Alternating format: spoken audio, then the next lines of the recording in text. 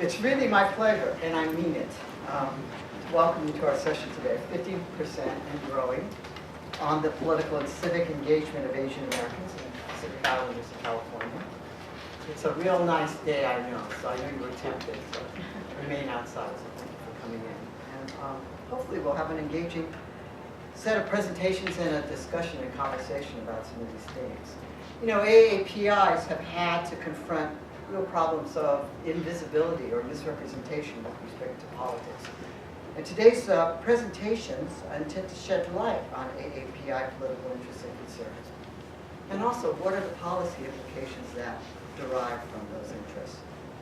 I'd be remiss if I didn't thank our sponsors. First of all, the National Asian American Survey, the Asian American and Asian Diasporic Studies program here at Berkeley, and the Haas Institute for a Fair and Inclusive Society, also here on campus. And in the interest of full disclosure, I just say that Professors Ramakrishnan and Lee and I are part of the UC AAPI Policy Multi-Campus Research Program, an initiative that has been terribly underfunded by the UC Office of the President. But that's politics of a different order. We gathered today actually on a very interesting day. Today, the U.S. Supreme Court heard arguments on the legal challenge to the Michigan law that says race cannot be a factor in college admissions. And you may recall that in the last case before the court, last year's Fisher versus the University of Texas, it was really interesting to see how Asian Americans were positioned with respect to the issues involved. Petitioner Abigail Fisher's main brief mentions Asian Americans 22 times, and the brief asserted that the University of Texas' use of race in admissions was really used as that it discriminated against Asian Americans who are deemed to be quote-unquote overrepresented.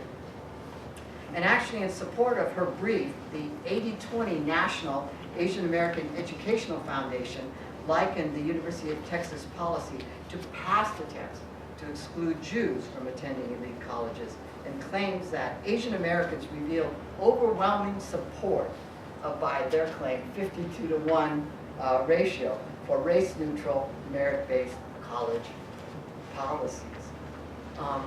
Two groups immediately challenged this, the Asian Pacific Americans in Higher Education and the National Commission on Asian American Pacific Islander Research and Education, subsequently released policy papers which attacked the Asian American 80-20 Foundation survey methodology and argued that, among other things, that the survey targeted the foundation's members and attracted participants with similar political views.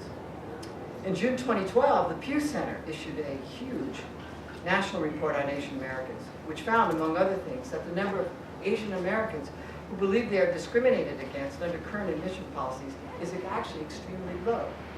Only 12% of those respondents in their study believe that it actually hurt to be an Asian applicant.